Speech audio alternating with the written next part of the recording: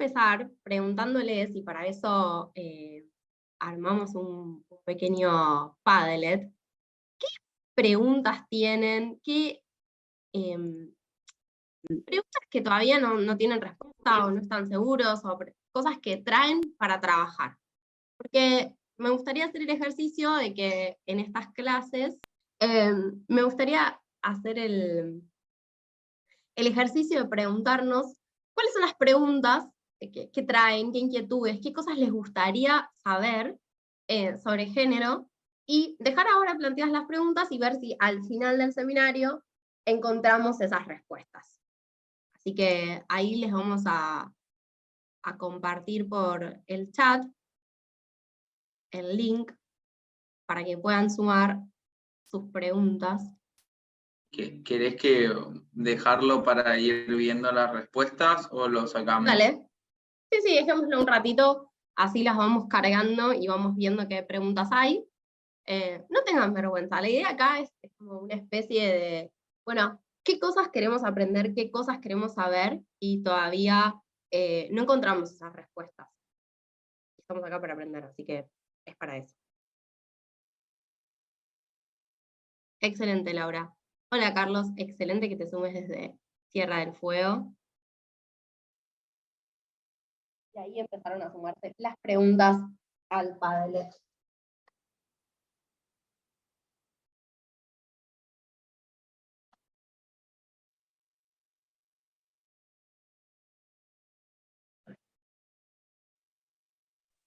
Buenas tardes. Hola, ¿cómo estás, Mariana? Bien, bien. No me podía unir, me tardé un poquito por eso, mil disculpas. No hay problema. Ahí estábamos compartiendo un Padlet para que puedan sumar algunas de las preguntas que tienen sobre género, que todavía no han encontrado las respuestas, para ver si a lo largo del seminario las vamos encontrando, y cuando terminamos podemos, entre quienes estamos acá participando, encontrar esas respuestas colectivas.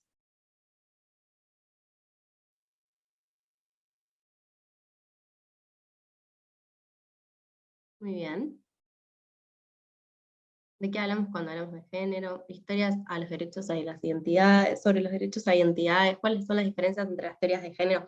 Sobre eso vamos a hablar todo el seminario. ¿De qué hablamos cuando decimos género? Diferencias entre las teorías de género y la agenda de género. Muy bien. ¿Qué es el género queer? Muy bien. Damos unos minutitos más para cargar las preguntas.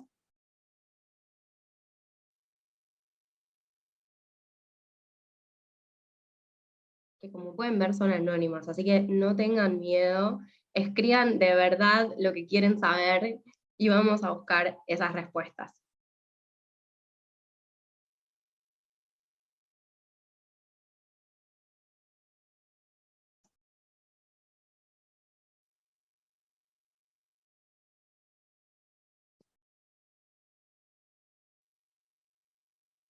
Muy bien, bueno, se va de a poco llenando.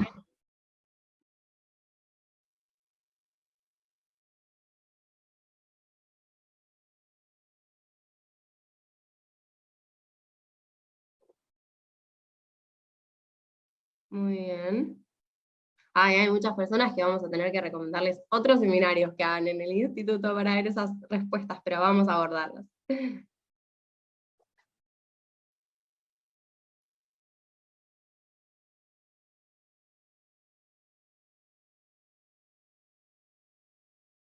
Muy bien.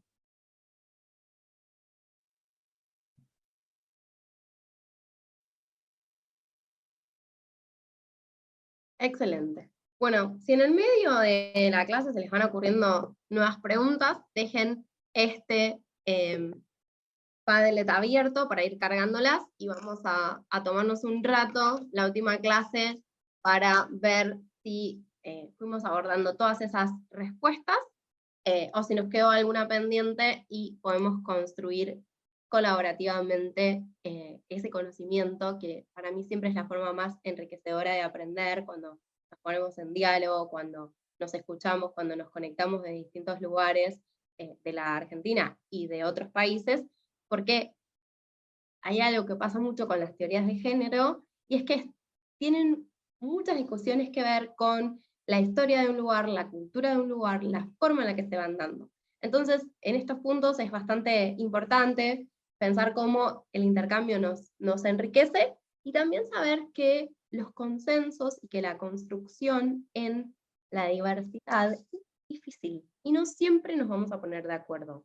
Pero bueno, eso no quita que haya criterios y consensos mínimos, estándares de derechos humanos en torno a eso, y después sí, un margen amplio de divergencias, que también son las que sirven para seguir nutriendo y revisando estos estudios. Por eso a veces cuesta empezar con los estudios de género, y uno no sabe bien por dónde ir, porque hay mucho por leer, hay mucho por entender, y de repente las discusiones que ocurrían hace 50, 80 o 100 años atrás en Europa o en Argentina no tienen nada que ver entre sí, ¿no? O sea, así como también vamos a ir viendo ahora que hay muchos puntos en común entre esas discusiones, luego cada discusión se sitúa bastante en un contexto local que tiene que ver con las particularidades de esa sociedad y de esa cultura en ese determinado. Así que voy a compartirles pantalla, y mi idea es ir arrancando sobre algunos temas, y después voy a ir haciendo cortecitos para preguntarles si vamos bien, si alguien tiene alguna pregunta y todo, para organizar. Creo que... a ver.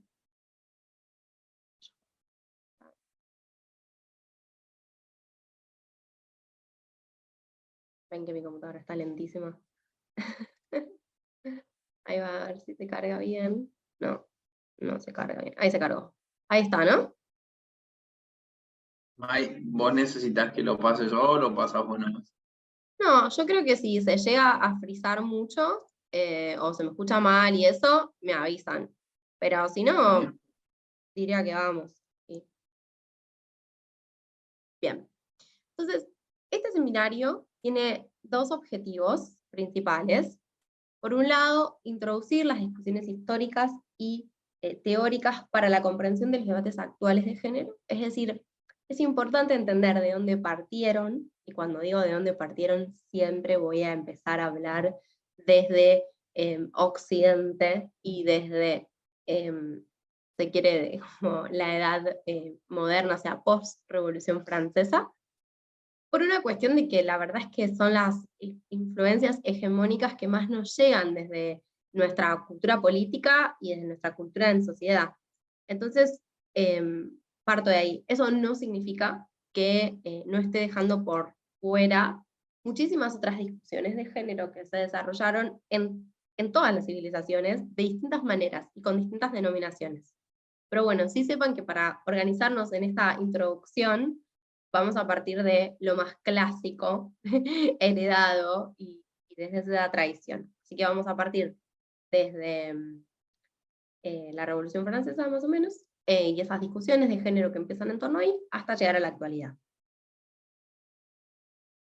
Y el segundo objetivo de este seminario es que puedan entender y conocer más sobre las distintas olas de feminismo, o lo que se conoce como olas, que de nuevo también es una forma de periodización de esto, que no es la única, para poder comprender cuáles han sido las reivindicaciones que cada ola dio, y cómo han impactado esas reivindicaciones hasta la actualidad.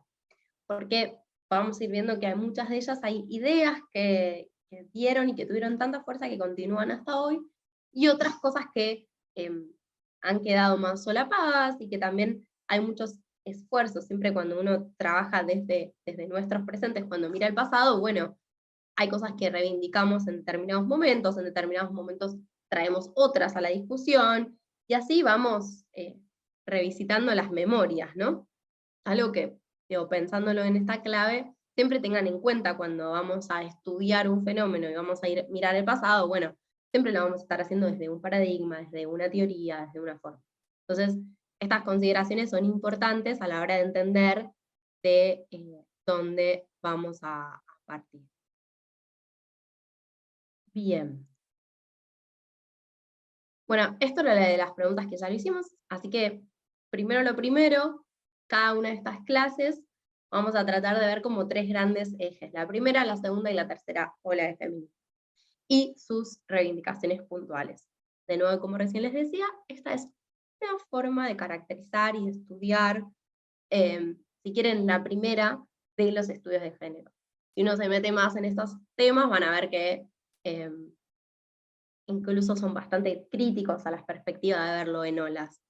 Pero para quienes nos estamos introduciendo, siempre resulta muy fácil, muy esclarecedor, y sobre todo ordena, porque también necesitamos mirar cronologías, entender, tratar de llevarlo a un plano que nos ordene un poco, si no puede ser muy abrumador y muy complejo. Bueno, en el primer punto, entonces, primera ola de discusión, primera ola del feminismo, ¿qué nos trae? Es la discusión sobre todo por el derecho al voto. Es la discusión principal respecto a la condición de ciudadanía de las mujeres.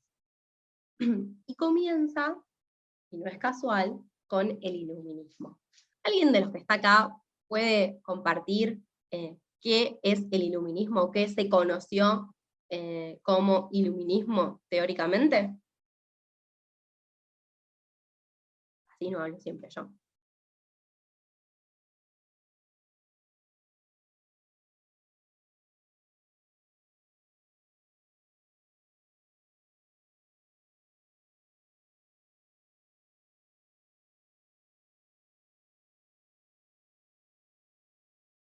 ¿Nadie para contar sobre el iluminismo? Bueno, voy a un movimiento ideológico. ¿Y qué características tenían exactamente? Es la época del endiosamiento de la razón, sí. ¿Y por qué? ¿Qué vino a plantear el iluminismo?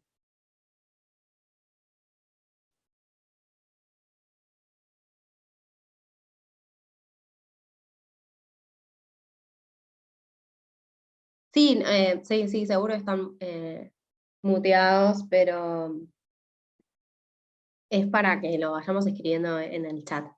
La razón sobre la fe. Sí, muy bien. Es el movimiento que se quiere dar origen a todas las discusiones, el movimiento teórico, ideológico, filosófico, que da origen al Estado moderno, como lo conocemos hoy, a las democracias y a las repúblicas que existen en Occidente, planteando que la razón debe primar por sobre las otras formas de conocimiento, ¿no? Y sobre todo sobre la fe. Entonces viene a ser el movimiento que trae, y de ahí la discusión respecto a la organización del Estado en repúblicas y en democracias, a la razón y a la política, en ese sentido como eje fundante, en detrimento de las monarquías y del absolutismo monárquico, y sobre todo de Dios como el organizador principal de la vida política en sociedad. Exactamente, es un movimiento cultural e intelectual. Y en este movimiento es en donde se crea, somos herederos del iluminismo para pensar a la ciudadanía y a la construcción del Estado-nación. Si vamos para atrás y miramos las constituciones de Estados Unidos y la Revolución Francesa, marcan esos grandes hitos de los paradigmas de las independencias luego de países como el nuestro, como los nuestros por toda la región que va a venir después, y de las constituciones clásicas que siguen, y modernas y liberales que tienen los estados occidentales hasta el día de hoy. ¿Y por qué partir del iluminismo? ¿Qué es lo clave del iluminismo? Bueno, el iluminismo, lo que ocurre en este proceso político es que, les decía, se crea el concepto de ciudadano, pero en esa construcción del el concepto de ciudadano van a quedar excluidas las mujeres, como posibilidad de ser ciudadanas. ¿Y por qué partir de ahí? ¿O por qué partir de acá? Bueno, porque en ese momento hubo un montón de teóricas que discutieron o intentaron que eso no fuese de esa manera. Entonces, les quiero traer algunas que tal vez ya las conozcan. ¿Alguien había escuchado antes hablar de Mary Wollstonecraft? ¿La conocían? Como... Bien, Javier nos dice que no. No la conocían. Muy bien, bueno, me encanta, porque les voy a contar bien, Fernando, sí. Bueno, les voy a leer la cita y les voy a contar un poco sobre ella y su obra, y después les voy a recomendar un libro que pueden encontrar, porque está disponible toda su obra literaria si la quieren leer. Así pues me aventuraré a afirmar que hasta que no se eduque a las mujeres de modo más racional, el progreso de la virtud humana y el perfeccionamiento del conocimiento recibirán frenos continuos. Algo muy importante que va a plantear Mary Wollstonecraft en esas discusiones, y en ese momento histórico y político, es que frente a los dichos que circulaban en esa época respecto a que las mujeres no eran seres racionales, y eran seres emocionales y guiados por la emoción y el impulso natural, o así animal, y entonces como eso las determinaba, las excluía de ser ciudadanas porque no eran sujetos racionales, y esa idea de racionalidad y de que las mujeres eran irracionales, y por ende eran pasionales y ahí no había manera, va a venir heredada de, tiene dos grandes vertientes esa idea. La más cercana en ese tiempo es Darwin, y en la teoría de la evolución aparece muy claro este lugar inferior de las mujeres y su incapacidad de ser seres racionales, y el antecesor, más atrás en el tiempo, filosófico y central en eso, es, iba a decir Aristóteles, pero perdón, iba a decir Platón y es Aristóteles. Y en el pensamiento aristotélico está muy claro que las mujeres son inferiores. De hecho, lo recordaba para otra cosa, para los griegos el trabajo era una cuestión inferior, y entonces, ¿quiénes tenían que trabajar en la polis griega? Bueno, los esclavos y las mujeres, ¿no? Entonces, ¿por qué? Porque los hombres estaban dedicados al pensamiento, a la política y a la realización de su deseo y su goce, en tanto el goce como el devenir filosófico y la reflexión filosófica, y el quehacer político. Entonces, Mary Wollstonecraft lo que va a plantear ahí es que no es una característica innata ni biológica de las mujeres ser irracionales porque son pasionales, sino que como no tienen acceso a la educación y como no les es permitido educarse, no adquieren las mismas posibilidades de razonar y de entender al conocimiento de esa forma que los varones. Y esa va a ser su gran discusión, y va a luchar mucho por el derecho a educarse. Ella se educa porque es hija de un librero que se lo permite. Y es el padre el que le enseña a leer, y es el padre el que la introduce en los estudios.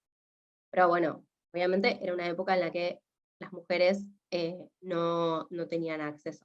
Y el libro de ella que pueden leer y que está disponible, que lo pueden descargar, se llama La Vindicación de los Derechos de la Mujer. Es un libro muy antiguo, en donde ella escribe, es un libro cortito, y hace una defensa del derecho a la educación de las mujeres. Exactamente. Entonces, para ella va a ser central la educación para que las mujeres tengan los mismos niveles de racionalidad que los varones. Y les discute que no es una característica biológica innata ni imposible de conseguir, sino que la diferencia entre unos y otros es producto de la falta de educación, en la imposibilidad, no la falta, la imposibilidad de acceder a la educación de las mujeres en esa época. Bien. Yo me fui yendo por las ramas, y no estoy siguiendo el orden de las cosas porque me copé contándoles, pero ahí está, ahí lo vi, así que ya sé cómo sigue. Entonces es central, ahí esta es la foto del libro que les decía, está en inglés, pero es La Vindicación de los Derechos de la Mujer, como cuestión central a pensar. Y después, dentro de la revolución y del iluminismo, alguien muy claro en su crítica hacia las mujeres y en decir que las mujeres son seres inferiores y que solo merecen recibir una educación para ser buenas esposas, es Rousseau, que de hecho tiene un libro en el que habla sobre ello, que ahora me acabo de olvidar el nombre, pero habla, ahora lo busco, habla de Emilio como el varón que tiene derecho a educarse y a ser el sujeto nuevo político, y es la esposa de Emilio, o sea, casi que no tiene nombre, el rol de la mujer. ¿El Emilio se llama libro? Creo que sí. Ya no me acuerdo bien, gracias. Pero ahí está muy claro el pensamiento de Rousseau respecto a la justificación de la inferioridad de las mujeres. Exactamente. Porque ahí también gracias por los aportes, se construye mucho la idea de que quienes van a tener derecho a ser educados son los varones y el derecho a la educación que se le va a dar a las mujeres es el de para ser buenas esposas. Y ahora les voy a contar de otra autora que también viene a poner en cuestión, pero me parece importante ir introduciéndonos a qué va a ser la primera ola de feminismo y qué van a empezar a poner en cuestión desde este momento, que ahora vamos a ver cómo, o sea, pensemos la Revolución Francesa es 1789, y el punto más importante, si se quiere, del feminismo de la primera ola y cuando se vuelve a hacer fuerte, es fines del siglo XIX, principios del siglo XX, cuando empiezan algunos países a conceder el derecho al voto. Entonces, entre 1789 y, diría, 1920, van a sucederse distintas discusiones teóricas en torno a la posibilidad de acceder al voto de las mujeres, y a convertirse en ciudadanas plenas, no solo el voto. El voto es una expresión, o es un derecho concreto por el que se lucha, también van a luchar por luego ser posibles de ser candidatas y electas democráticamente. Pero ¿qué es importante? ¿Qué es lo que vienen a poner en cuestión desde ese momento hasta 1920 estas reivindicaciones? Primero, el concepto de racionalidad, y a plantear muy fuertemente que la mujer tiene la misma racionalidad que los varones, y que estos argumentos en torno a la justificación de la inferioridad natural de las mujeres dada por su condición de sexo no son ciertos, y que la brecha de eso es producto del desigual acceso a la educación. De ahí que también van a luchar mucho, y eso, fíjense que se conecta cruzado, por el derecho a la educación. Después van a discutir muy fuertemente la idea de universalidad. ¿Por qué? Porque la Declaración Universal de los Derechos del Hombre, que es como se le quiere el documento máximo de la Revolución Francesa, en donde se consagran la idea de derechos de las personas, derechos de los pueblos, en detrimento de esta idea de que antes el que gobernaba, que todo venía legado de Dios y el rey era una representación en la tierra de eso, van a decir, bueno, acá hay muchas, digo, la idea de que si es hombre, ¿no? Como, ¿qué estudiamos en la escuela quienes somos un poco más grandes? La Declaración Universal de los Derechos del Hombre era eso, era universal y valía para todos, ¿no? El hombre como una categoría universal. Y sin embargo, nos damos cuenta que no lo era. Miren, yo acá voy a hacer chiquito que se vea. Discuten la noción de universalidad y por ende quiénes son plausibles de ser ciudadanos y quiénes no. De hecho, y algo interesante para pensar ya en teorías de género, van a ver que en la actualidad siempre hablamos de las diferencias entre varones y mujeres, y no entre hombres y mujeres. Y tiene mucho que ver con lo polisémico del concepto de hombres en el castellano, que no es exclusivo en otros idiomas, pero justo en el nuestro se nota mucho, porque a lo largo de la historia se ha utilizado hombres, humanidad, ¿no? Como el genérico masculino. Entonces, señalar lo que van a hacer muchas de estas autoras es, bueno, si esto es genérico y es para todos, entonces yo también tengo derecho a votar. Y después resultaba que no era tan para todos. Bueno, y entonces, entre las discusiones de lo polisémico de los términos, va a haber mucha discusión política en torno a cuán universal es esa categoría. Y la otra discusión que se va a colar ahí, muy interesante, que no va a prosperar demasiado en esta época, y va a hacer falta que venga la segunda ola de feminismo para consagrarla, es la del divorcio. Es la posibilidad de divorciarse por la violencia doméstica recibida. Ambas autoras, de Mary Wollstonecraft y ahora vamos a ver a Olin Tegush, tienen textos en donde hablan de la importancia de la posibilidad de conceder el divorcio. Francia tiene una pequeñísima experiencia de darlo, producto de este activismo que luego va muy para atrás con el Código Napoleónico. Bueno, terminada la Revolución Francesa, con Napoleón, de hecho, el Código Napoleónico, el que muchos códigos civiles se van a inspirar y tomar, justifica la inferioridad de las mujeres y subsume a la mujer al rol del marido, en donde el marido controlaba todo. En muchos casos, ni siquiera, o en la mayoría de los países occidentales, al control ni siquiera de sus patrimonios, herencias, mucho menos a educarse, a trabajar sin posibilidad de pedirle permiso al marido, etcétera, etcétera. El Código Civil argentino, el primer Código Civil, el de Vélez Sarsfield, tenía esa impronta, y van a hacer algunas reformas que se van a dar entre los 20 y los 50 en Argentina, que van a empezar a darle más derechos, y fíjense que el divorcio vincular en Argentina recién va a salir en el 87, 1987, o sea que cuántas de estas discusiones se extendieron a lo largo de los siglos.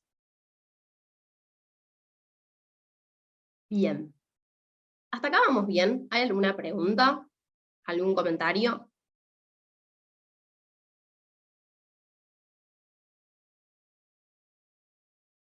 Sí, lo que les voy a pedir para no hacer mucho lío, Fer, perdón, es que lo escribamos, porque si no se nos va a ir demasiado el tiempo y no quiero que nos quedemos cortos de tiempo por los temas. Así que sí, lo que les voy a pedir, si a las preguntas, porfa, escríbanlas en el chat, si yo voy leyendo y ya podemos seguir. Bien. En esta discusión, otra autora importante de esta época es Olympe de Gouges. Olympe de Gouges va a parodiar y a plantear, ahí iba a contar eso mismo, gracias porque me das el pie. La Declaración de los Derechos de la Mujer en la Revolución Francesa es una respuesta muy polémica y provocadora que da Olympe de Gouges, que va a ser gracias José Guillotinada por haber escrito este texto, que acá les traigo una copia, una imagen vieja de esta declaración, y es lo que ella va a decir es: la Declaración Universal de los Derechos del Hombre está dejando afuera a las mujeres, entonces voy a escribir la Declaración de los Derechos de la Mujer y de la Ciudadana. Y bueno, la historia cuenta que va a ser condenada y guillotinada por esto. Y lo que es central sí, en ese punto se limita a Francia, sobre todo por la, o sea, pensemos que a este proceso revolucionario, donde aparecen estas ideas un poco más como la de Olympe de Gouges, que de todas maneras va a terminar en la guillotina, en Francia este proceso termina con Napoleón, y la restauración conservadora que eso implicó. Y por eso yo decía, un claro ejemplo para verlo en la historia francesa es el Código Napoleónico, porque en el Código Civil de Francia, ahí sí, en el Código Napoleónico va a quedar consagrada en términos de derecho la inferioridad de las mujeres. Y en el caso argentino, por ejemplo, es interesante porque se lo copiamos, pero lo que decían las discusiones sobre por qué justificar esta inferioridad es: esta no es una diferencia biológica, no creemos que la mujer sea inferior que los varones, pero no queremos afectar la convivencia en sociedad. Entonces, la mujer tiene que estar en la casa, el hombre en la vida pública, y la mujer no tiene que trabajar, no tiene que votar, porque todo eso pondría en riesgo la paz social. Esa va a ser gran parte de la respuesta, se quiere, muy conservadora a estos intentos de este primer feminismo por plantear una igualdad jurídica, sobre todo, y política, en términos de varones y mujeres. Bien. Entonces, esto los lleva a entender o a pensar ¿qué principio se fundamenta esta ideología? ¿Cuál ideología? ¿La de la diferencia de las mujeres o de la igualdad? Y sobre las clases, Zoe, las grabamos, pero la verdad es que, Roque, en esto me puedes ayudar, porque entiendo que no las subimos, solamente las de la especialización terminadas se suben, ¿no? ¿O hay posibilidad que después puedan verlo? Sí, el tema de las clases, todas son grabadas cuando terminan todas las etapas o todos los encuentros de los seminarios. Los chicos de comunicación arman todo para subirlo a nuestro canal de YouTube, pero para eso tienen que esperar un tiempito. No se envían por mail, lo único que sí, los materiales que utilizan los docentes pueden recibirlo en su correo si el docente autoriza, porque nuevamente son propiedades del autor, nada más. Gracias, Roque. Bueno, así que presten atención y si no, escriban, anótense los nombres de alguien por si sus conexiones a internet se caen para preguntarles o después nos pueden escribir por mail, yo no tengo problema y la PPT pueden acceder, pero de todas maneras vamos a eso. Muchas de las cosas se van subiendo a destiempo luego y las van a poder ver.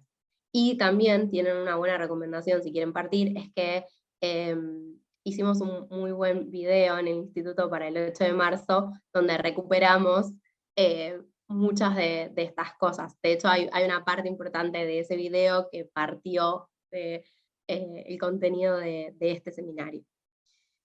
Bueno, retomando la pregunta de Andrea sobre en qué se fundamentaba la de que las mujeres alteraban la paz social, bueno, se fundamentaba en esta idea que va a consagrarse, por eso yo partía del iluminismo, de que los varones tienen que estar en la cosa pública y las mujeres en la vida privada.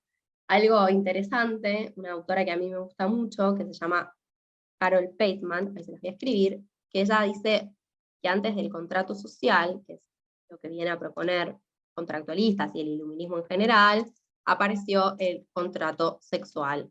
Y ese fue el contrato por el cual las mujeres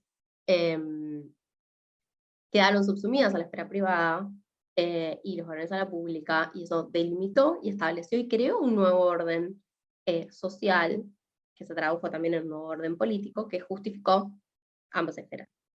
Y eso estuvo y está vigente en muchos países, con distintas formas, más sutiles, menos. Acá alguien decía, y hoy vamos a llegar a esto, y la clase de hoy va a terminar con el derecho al voto y gran parte de la trayectoria, que en Argentina este pensamiento se mantuvo durante mucho tiempo, cuando se discutió la ley de voto femenino quedó a la vista.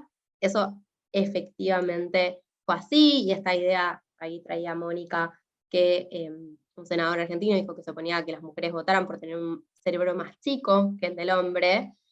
Eso tiene mucho que ver con esta herencia que yo les decía de Darwin, que va a quedar muy instalada. Ahí hay un derrotero muy biologicista para justificar la inferioridad que va a quedar muy, muy marcado.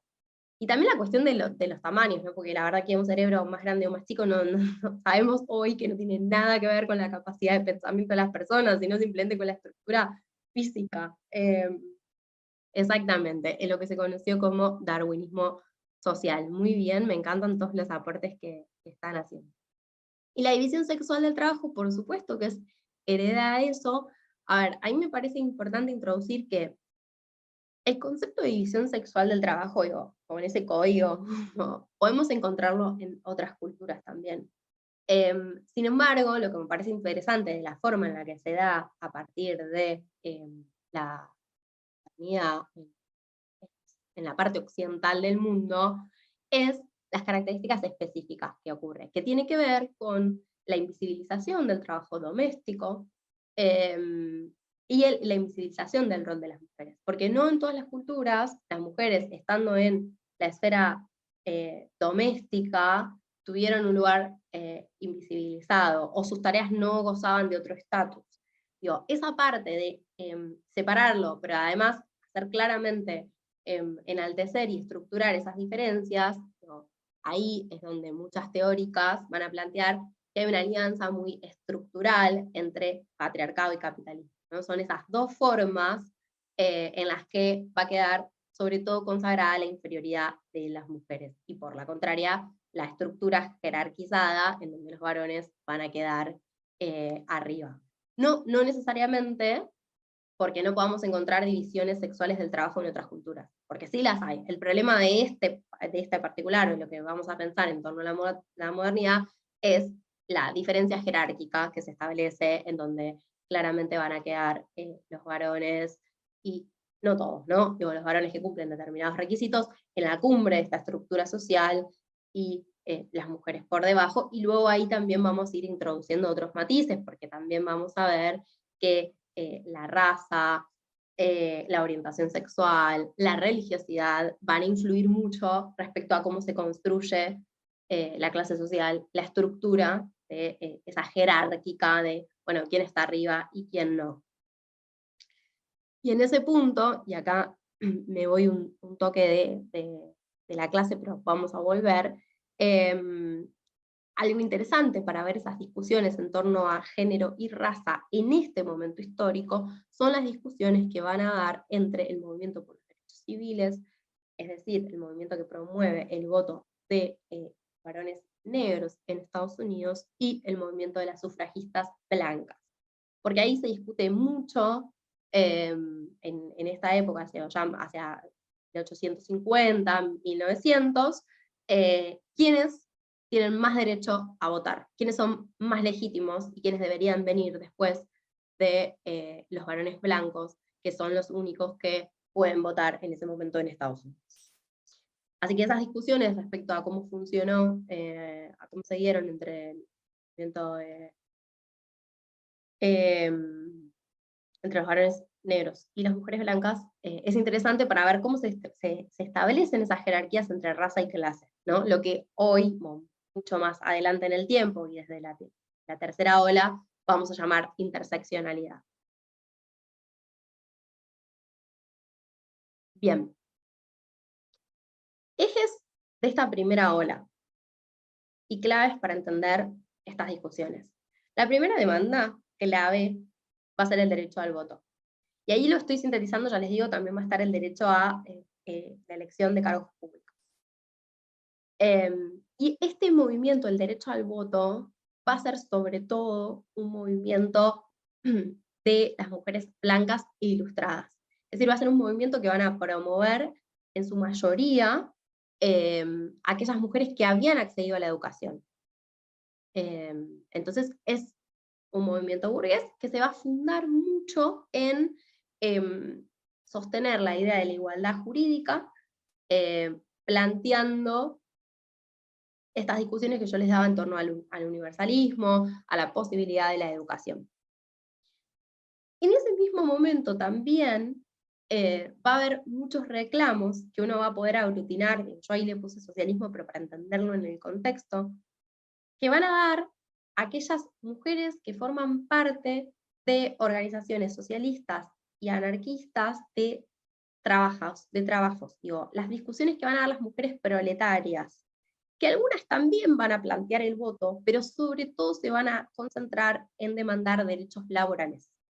Y pensemos ahí, por ejemplo, históricamente, hoy, el 8 de marzo, Día de la Mujer, sintetiza un conjunto de demandas en torno a huelgas que hubo o consecuencias de condiciones muy, muy insalubres en fábricas, principalmente en fábricas de mujeres, ¿no? Está este caso de esta fábrica hilandera que se prende fuego en Estados Unidos, en Nueva York, y en donde la mayoría de las trabajadoras que mueren, porque en realidad era casi la totalidad de la fábrica, eran mujeres.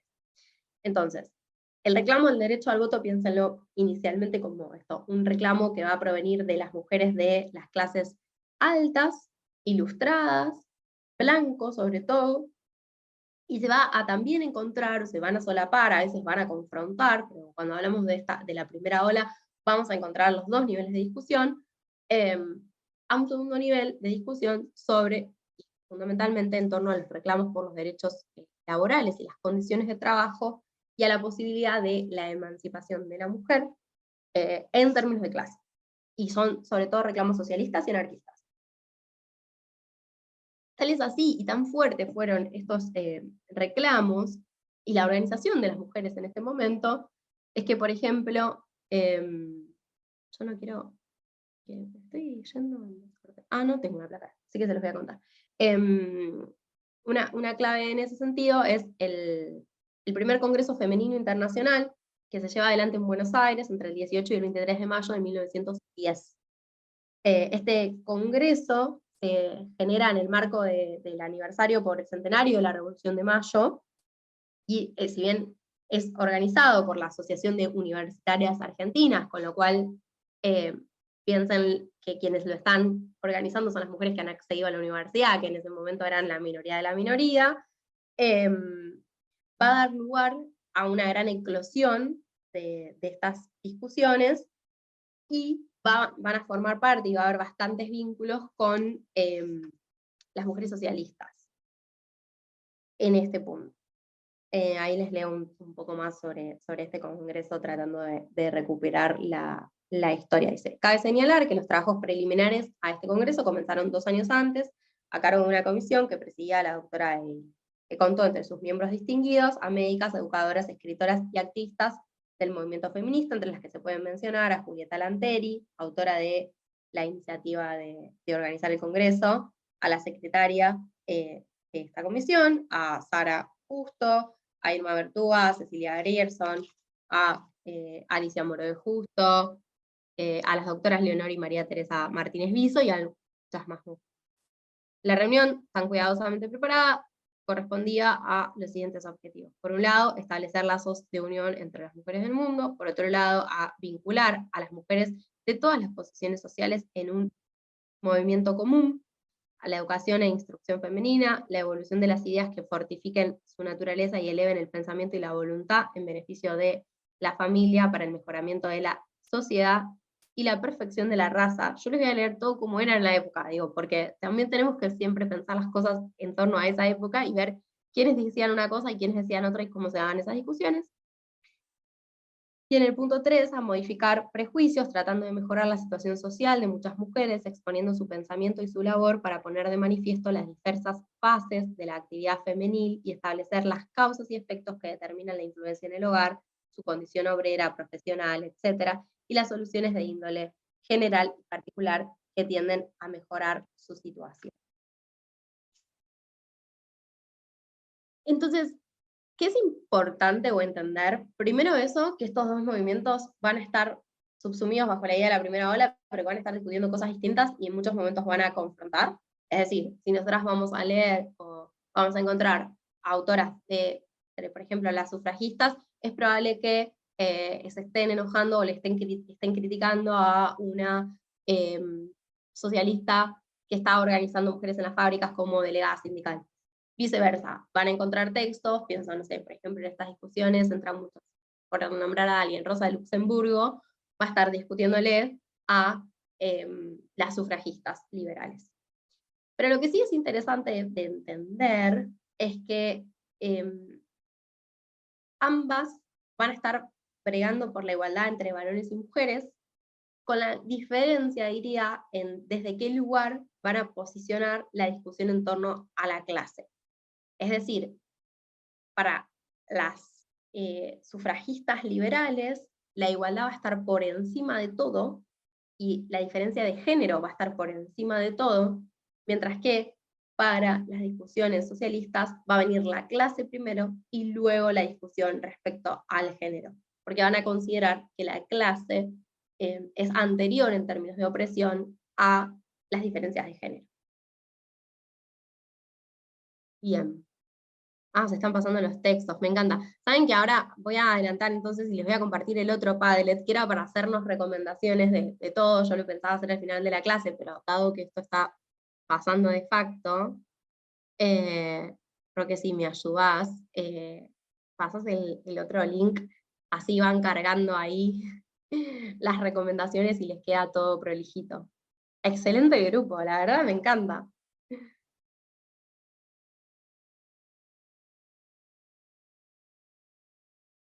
Y la otra cuestión clave a pensar cuando entramos en estos movimientos y en pensar a la primera ola, es que hay un carácter global muy particular que uno podría situar que entre mediados del siglo XIX y hasta mediados del XX, es decir, casi hay 100 años ahí, podríamos decir 1850 y 1950, de grandes discusiones respecto a la posibilidad de ser ciudadanas de las mujeres y el ejercicio del voto, y también de los derechos laborales, son los grandes momentos de ambas discusiones.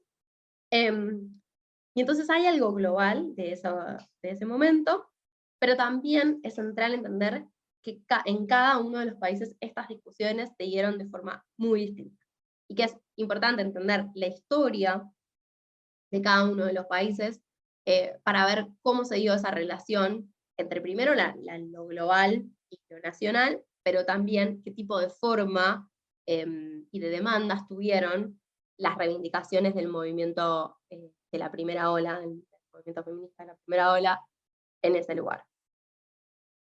Eso es muy importante que lo tengan en cuenta. Y vieron que yo les decía esta cuestión de la polisemia de las palabras. Y en 1776, lo traje porque es el primer ejemplo en América, el estado de Nueva Jersey autorizó accidentalmente el sufragio femenino porque usó la palabra personas. Quiero decir que usó la palabra personas blancas, de ahí, en vez de hombres blancos. Y entonces permitió que las mujeres voten, pero bueno, rápidamente en 1807 se corrigió la legislación para dejar claro que los que podían votar eran los hombres blancos. Ese es el primer antecedente. Y en el siglo XIX vamos a encontrar algunos similares también, y luego ya los países que van a empezar a dar el sufragio a las mujeres. En 1838 se aprobó el sufragio femenino en las islas Pitcairn, en territorio británico de ultramar. Es un primer gran antecedente, o sea, es el primero. Pero bueno, era un territorio muy chiquito, no es un país. En 1855, en la provincia de Vélez, que es el actual departamento de Santander en Colombia, pasó algo muy similar a lo que pasó en Nueva Jersey, que es, ahí se les concedió el voto a las mujeres, pero rápidamente intervino la Corte Suprema porque violaba el orden nacional, ¿no? Esta cuestión que yo les digo que va a aparecer en el Código Civil argentino, pero probablemente, y esto no lo sé, pero si miráramos los códigos civiles de otros países de América Latina que han tenido transiciones y generación de los estados en momentos muy similares, vamos a encontrar estos resabios de la justificación respecto a el orden nacional, la paz social y todo eso.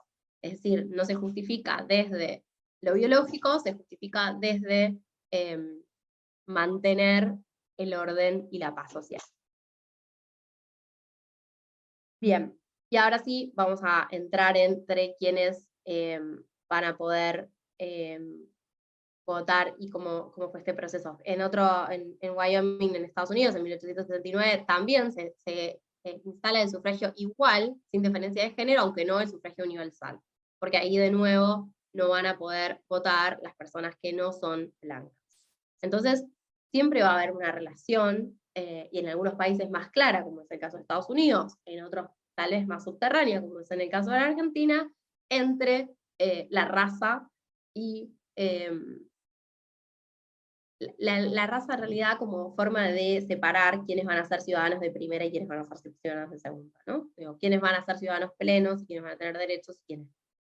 Y el género asociado a eso, pero en un lugar subsidiario, secundario, si quieren. En 1893, Nueva Zelanda es el primer país, efectivamente, del mundo que aprueba el sufragio femenino sin restricciones. Ahí el movimiento feminista es liderado por Kate Shepard, pero no se les va a permitir presentarse a elecciones, solo se les permite el derecho al voto. Recién en 1919 van a poder tener el derecho a ser elegidas para un cargo público. Y ahora sí, ya entramos en el siglo XX, primero vamos a ver algunas cosas en América. La clase termina a las 5:30. Ya vamos hacia eso. En el siglo XX, les voy a mostrar algunos como... Esto es para ver la cronología y cómo fueron dándose estas discusiones en los distintos países para llegar a América Latina. El primer estado australiano en ofrecer el sufragio universal fue Australia del Sur. También fíjense, esto es otra constante, muchos lo hicieron primero a niveles subnacionales, es decir, había movimientos más en clave local, y luego fueron los países los que terminaron de registrarlo o no,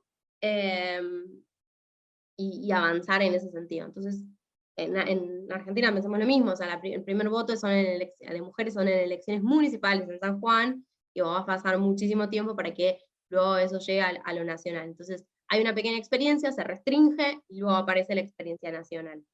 Eso ocurre en varios países del mundo.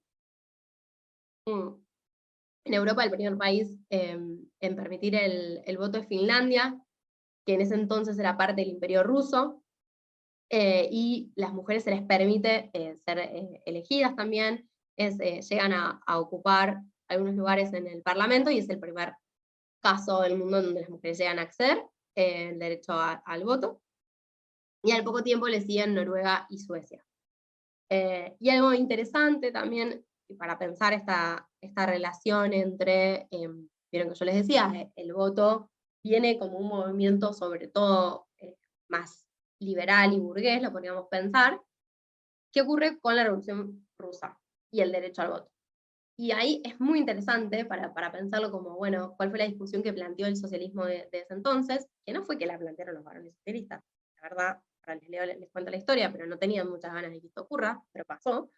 En 1917, ya tras la Revolución Rusa, a pesar de la aprehensión inicial contra los derechos de las mujeres a votar en la elección de la Asamblea Constituyente, la Liga para la Igualdad de las Mujeres y otras sufragistas se unieron y generaron muchísima presión, movilizaron, ahí empezaron una huelga contra los maridos, y una marcha que convocó a 40.000 personas en ese momento.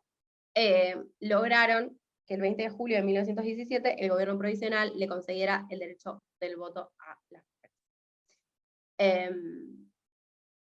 Esto es siempre como interesante para pensar, bueno, cómo se fueron dando la conformación del derecho al voto en cada uno de los países, y también cuáles fueron las discusiones y las revoluciones en este caso, o las discusiones históricas de cada uno de los países.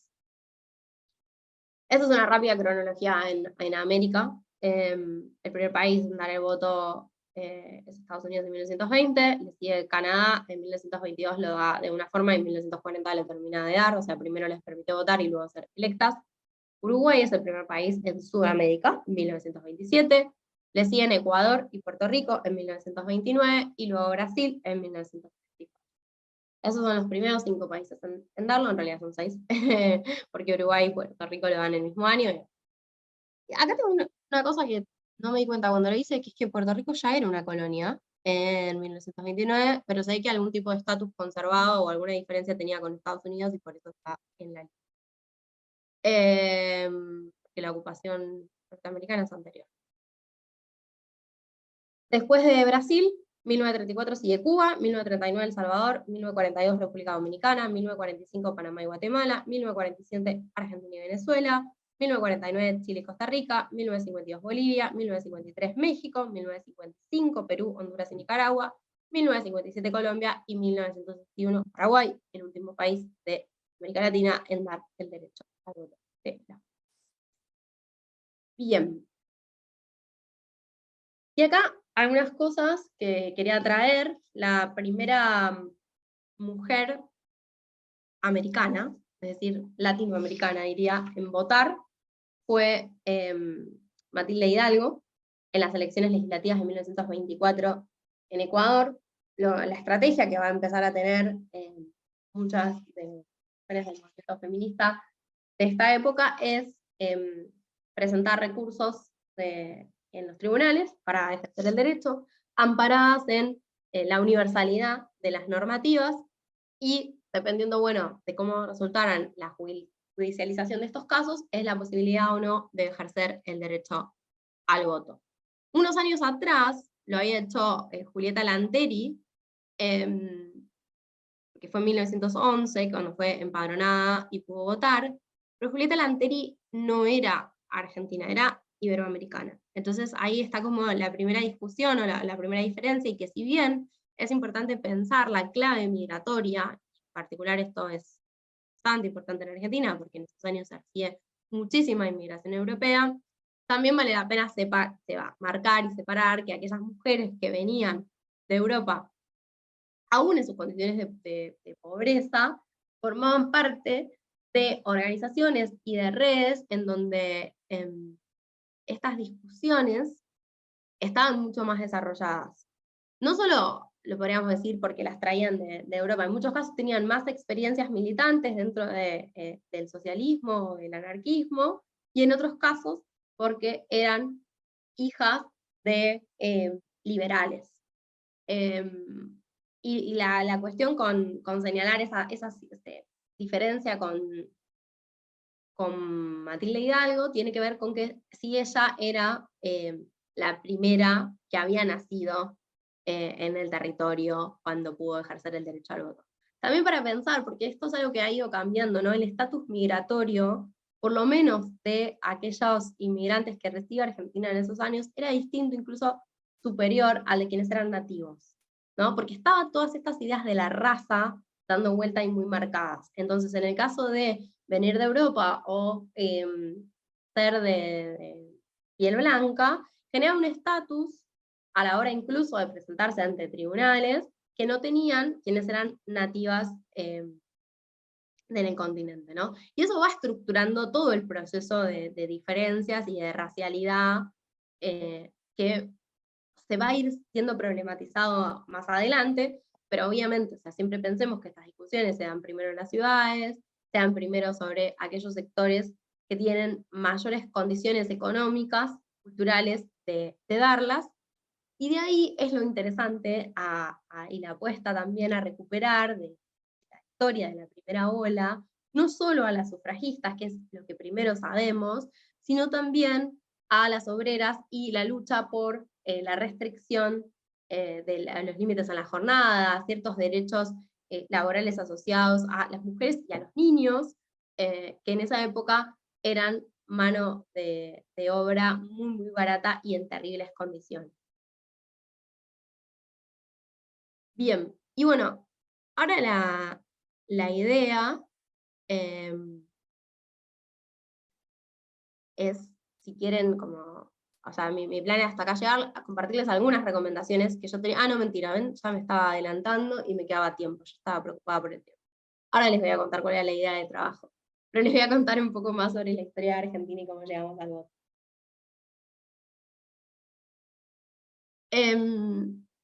Uno en Argentina podría pensar 3 momentos hasta conseguir el derecho al voto. Un primer momento, que tiene que ver y que coincide plenamente con las discusiones de la primera ola feminista, en donde estas mujeres que se empiezan a ocupar son militantes del Partido Socialista y de la Unión Cívica Radical, y que se dan entre fines del siglo XIX y comienzo del siglo XX. Y ahí podemos encontrar claramente como 3 nombres que hoy se ha hecho mucho por recuperar su memoria: Elvira Rawson del radicalismo, Julieta Lanteri y Alicia Moró de Justo por el socialismo. Siguiendo el ejemplo de sus pares europeas, van a comenzar entre 1900 y 1910 a fundar una serie de agrupaciones en defensa de los derechos cívicos de la mujer y a organizar, como les decía, este congreso internacional, en donde se van a plantear todas estas discusiones. Hay un libro, un texto muy bueno que acá les recomiendo, de Dora Barranco, que se llama Participación Política y Luchas por el Sufragio Femenino en Argentina, entre 1900 y 1947. Un segundo momento donde esta lucha se paraliza y se frena, pese a... ¿Cómo termina esta historia? Ahora vuelvo a esto. ¿Cómo sigue la historia en Argentina? Bueno, entre 1900 y 1928 se van a presentar, ahí ahora no recuerdo mal, pero en ese proceso creo que son 7, si la memoria no me falla, son 7 proyectos de ley, o una cantidad similar, intentando promover los derechos cívicos de las mujeres, impulsados sobre todo por el socialismo, y hay algún que otro proyecto que se presenta por otros partidos, pero sobre todo el Partido Socialista, que en ese momento tenía también bastantes escaños, bastantes bancas, quienes lo impulsan, y no va a encontrar más que una media sanción, y no va a encontrar lugar a la discusión política. Luego se interrumpe el orden constitucional con el primer golpe de Estado, hacia el gobierno de Irigoyen en 1930, y eso va a frenar todas las discusiones. Ese golpe luego termina hacia el 43 con otro proceso medio de transición, y recién las elecciones democráticas se van a dar en 1945, cuando llega al poder el peronismo. Y entonces ahí lo que va a pasar es que el peronismo va a levantar o recuperar esa discusión anterior en sus propios términos, y revisada, impulsada por Evita en su rol de primera dama, y va a entrar en mucha discusión en la forma en la que plantea el debate público con aquellas mujeres ilustradas que lo habían militado desde distintos ámbitos a principios del siglo. Y ahí, por ejemplo, no sé, algo que rápidamente se me ocurre mencionar respecto a estas discusiones es el postulado o el planteamiento que va a tener Silvina Ocampo, e incluso la militancia de estas mujeres en contra a la sanción de la ley para que no fuese una victoria del Partido Justicialista. Finalmente la ley va a salir, o sea, la ley va a ser votada en 1947 por el peronismo y fundamentalmente por los diputados y senadores peronistas, y la primera vez que las mujeres van a poder votar en la Argentina es en la elección de 1951, y en 1952 el Congreso se va a componer con una cantidad de mujeres diputadas y senadoras que hasta bien cumplida la ley de cupos a mediados de los 90, no va a poder volver a alcanzar esa cantidad. Es decir, en esos años no solo, y esto es bien interesante, hay otro libro que les puedo recomendar, otra historiadora que lo trabaja mucho, no solo el peronismo va a sancionar la ley, sino que se va a ocupar muchísimo de promover la participación política de las mujeres dentro de ese espacio, de modo tal que en la elección siguiente las mujeres logran, y Argentina ahí pasa a tener el récord. Vieron que yo les decía sobre Finlandia, fue el primer país que tuvo, bueno, a mitad de siglo, en 1951, la cantidad de diputadas y senadoras que tuvo Argentina entre el 52 y el 55 fue el más elevado en ese periodo en la historia de las democracias occidentales, y la Argentina no va a pasar de esa cantidad de mujeres hasta, ahora no me estoy acordando si es el 95 o incluso el 2001, porque el Senado no aplica la ley de cupo hasta la reforma constitucional, ahora después lo voy a chequear el dato, pero van a pasar muchos años, por supuesto en el medio hay muchas interrupciones al orden constitucional, pero incluso desde el retorno a la democracia de 1983, las mujeres no retoman esos niveles de participación política.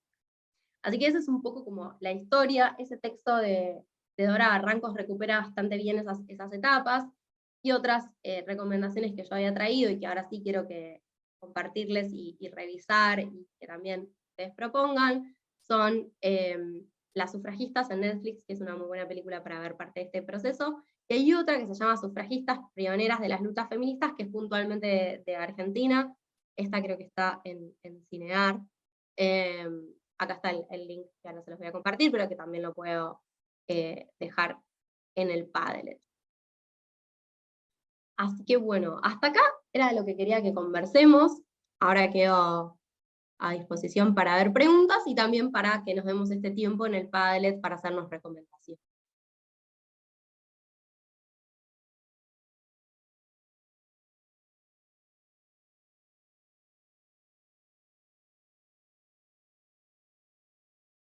Bien que se estuvieron pasando, Emilio. Me encanta. ¿Alguien tiene alguna duda, alguna pregunta sobre esta parte de la primera ola y de las discusiones que dieron? Hay una pregunta. Profe Mailén, ¿podrían volver a hablar sobre la diferencia entre las sufragistas liberales y las sufragistas sociales? Sí. Y ahí el libro el siguiente, ahí voy a buscarlo porque soy muy mala con los nombres, pero lo tengo en la biblioteca. Las principales diferencias tienen que ver con, primero, los niveles educativos a los que hayan accedido. O sea, el movimiento liberal son mujeres que han accedido a la educación superior. O sea, son muy pocas.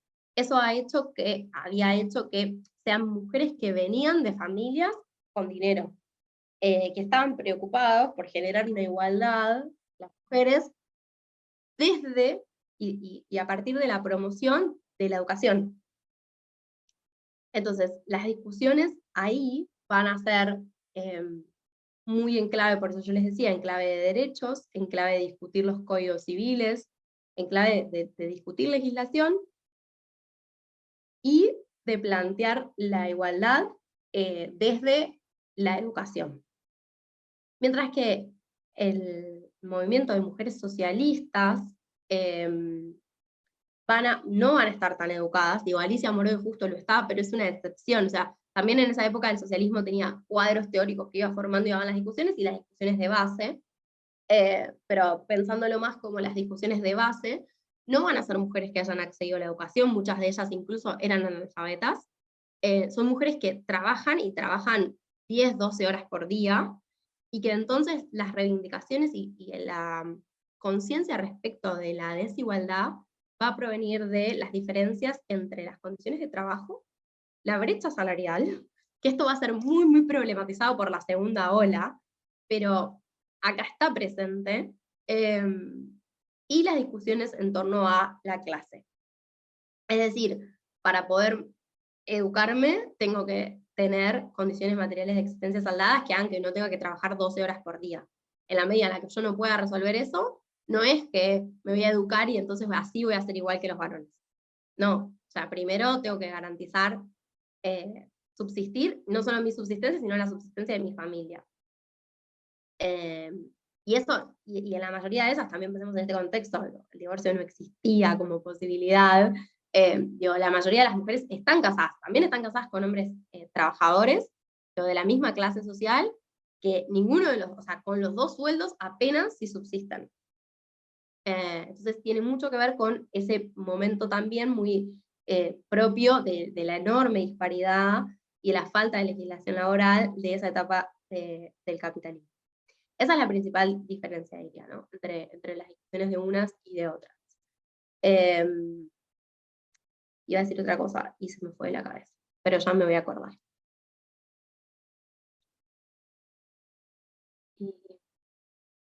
Hay el libro que recoge bien las discusiones.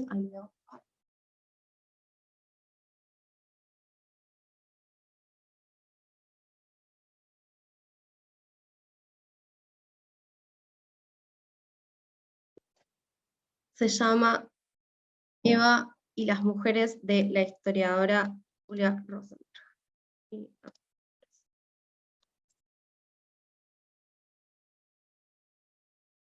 Y acá, en este libro, ella recupera mucho la organización política, que también es algo interesante para pensar, porque es como de lo que menos se quiere reivindicar en todo lo polémica que es la figura de Evita y controvertida para la historia argentina, es la organización política que ella da.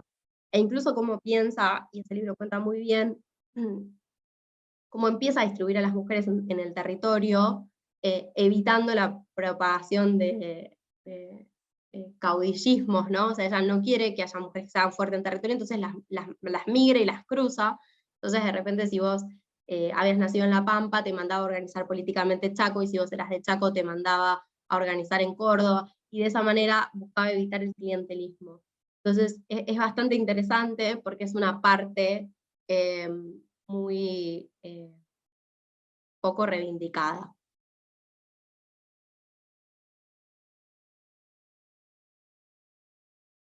Bien. ¿Tienen algunas otras preguntas? Aprovechemos que nos queda un ratito. Ahí hay otra pregunta. ¿Pueden pasar? No. Pueden pasar nuevamente el archivo. Yo lo que le quiero aclarar, algo, ya que tenemos unos minutitos, a todos, el tema de la asistencia, no hay ni un link, porque estaba leyendo en el chat, no hay link, no hay ni un formulario que tienen que llenar posterior. La asistencia se toma cada vez que ustedes ingresan al Zoom, ya está su asistencia. Lo que sí nosotros les pedimos es que su nombre y su apellido esté como nombre de nick, porque de ahí se generan los certificados luego de que termine el seminario, luego de los 3 encuentros. Más que nada para eso, porque estaba leyendo un par de mensajes y estaban preguntando por eso. Excelente. Muchas gracias por todas tus aclaraciones. Bien, ¿quieren que entonces hagamos sé que los libros estuvieron circulando por acá, pero podemos aprovechar y cargamos en el Padlet, yo también lo voy a abrir.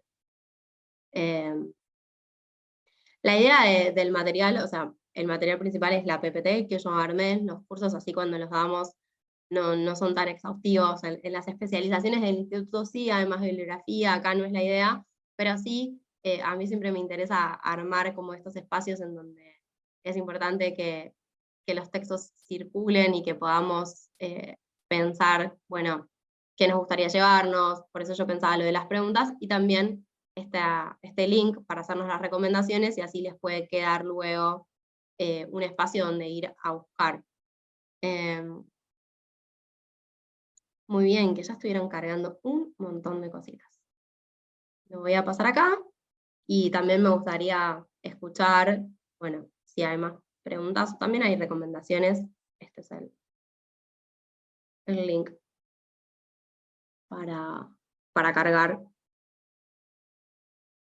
recomendaciones.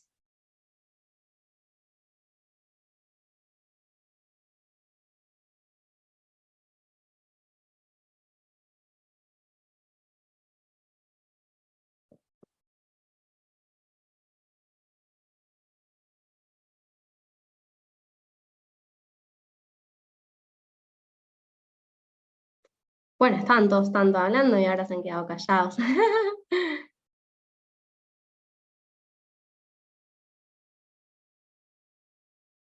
Gracias, Rafa.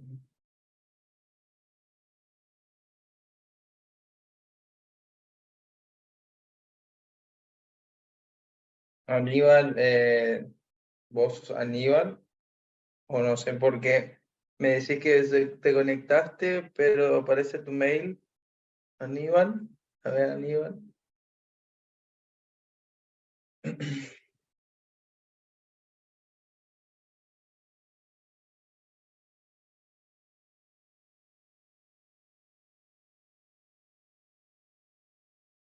Bueno, parece que fue bastante claro, Mike. Lo dejaste Excelente. sin pregunta a todos. No puedo creer, para mí que ahora están teniendo vergüenza de preguntar algo así. ¿Tiene influencia la iglesia? Pregunta Ricardo. Uy, qué pregunta. Ahí voy, No, la especialización no está abierta, ya empezó. A ver, la influencia de la iglesia. Como todo, hay que mirarlo muy en clave local. No te podría decir sí o no. La verdad es que cambia muchísimo respecto a cada uno de los países. Hay países en donde el movimiento laicista es muy fuerte y otros en donde muchas de estas reivindicaciones se dan en alianza con movimientos religiosos.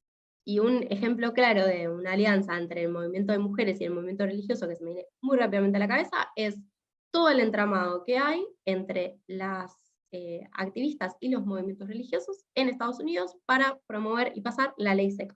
¿Por qué sale la ley seca en Estados Unidos, que fue la ley que a principios del siglo XX prohibió el consumo de alcohol? Bueno, por la violencia doméstica. Entonces, en esas discusiones que había en torno a, bueno, la solución era los maridos se emborrachan y golpean a las mujeres. ¿Cuál fue la propuesta que empezaron a tener las mujeres, que incluso en ese momento en Estados Unidos no podían votar, y cómo se organizaron? Fue, bueno, saquemos una ley que prohíba que consuman alcohol, que se consuma alcohol, creyendo que de esa manera la violencia doméstica se iba a reducir. Las mujeres se organizaron sin tener el derecho al voto.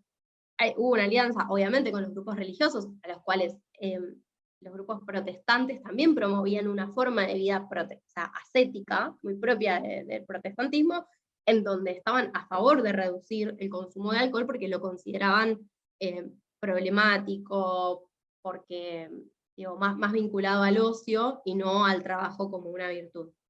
Entonces, ahí hay una organización política muy fuerte para pasar la ley, para convencerlos, o sea, el trabajo que va a venir después, y eso parte de una alianza. Ese me parece un caso, por ejemplo, muy interesante entre una alianza entre movimientos religiosos y movimientos de mujeres que se da.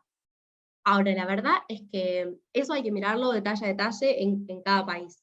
En el movimiento, por ejemplo, de principio del siglo XX en Argentina, no ocurre eso, en una primera revisión.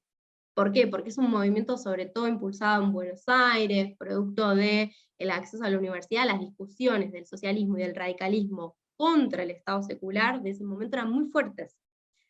Pero eso no significa que no hubiese otros vínculos. No son tan rastreables en una primera etapa. Te diría, no, la primera ola en la Argentina es bastante anti, o no establece vínculos claros con la iglesia para sus derechos y sus demandas. pero la verdad es que para dar una respuesta exhaustiva hay que ir mirando país a país o realidad local, porque esas alianzas varían mucho o esos problemas entre los grupos también varían mucho.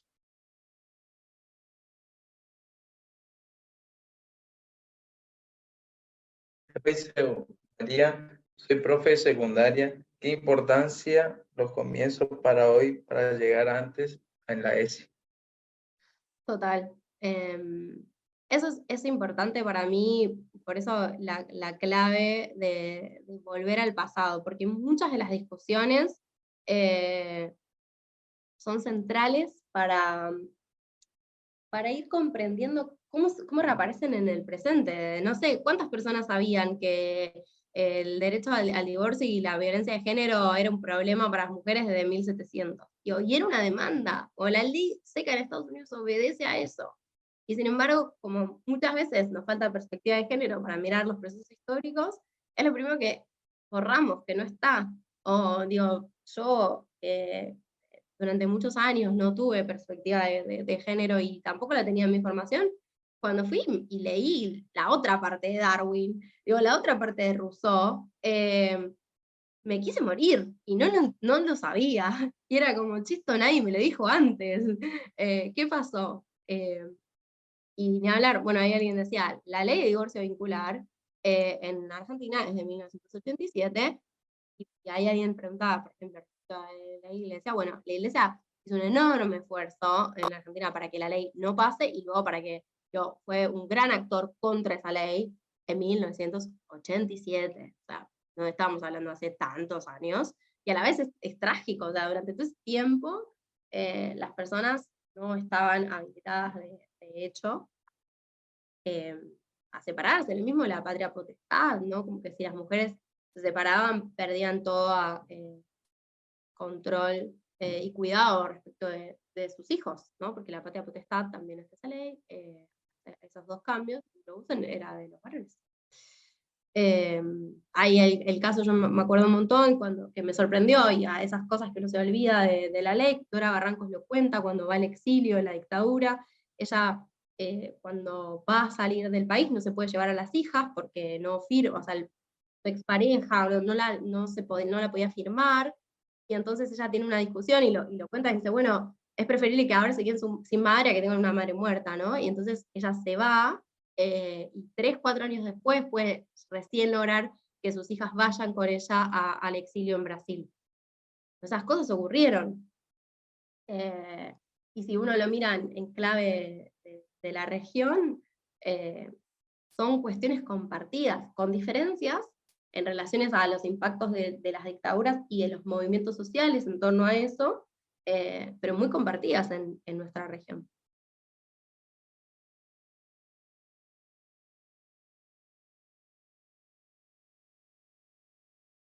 Bien, bueno, nada, a mí me gustaría eso, si tienen algún comentario más o algo, la clase que viene vamos a hablar mucho sobre la segunda ola y las reivindicaciones, y nos vamos a centrar bastante en 2 textos, o 2 referentas de este paradigma, que son Simone de Beauvoir en Francia, y Betty Friedan en Estados Unidos, para entender cómo se da ese debate en la segunda ola. Esas discusiones de la segunda ola son más complejas de rastrear, o sea, son más difusas en América Latina porque las dictaduras ya empiezan a interrumpirlos bastante, pero encontramos como puntos de conexión, es de lo que menos vamos a encontrar de la segunda ola así. Sí vamos a encontrar muchas consecuencias y muchos debates que van a llegar después. Y entonces la segunda y la tercera ola en América Latina van a aparecer más mezcladas, y en la última clase vamos a hablar de la tercera ola.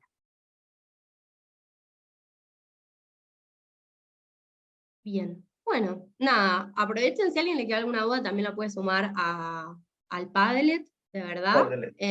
Estamos para eso, y vayan anotando recomendaciones, cosas que se les ocurran, y preguntas que les queden para ir resolviendo y respondiendo.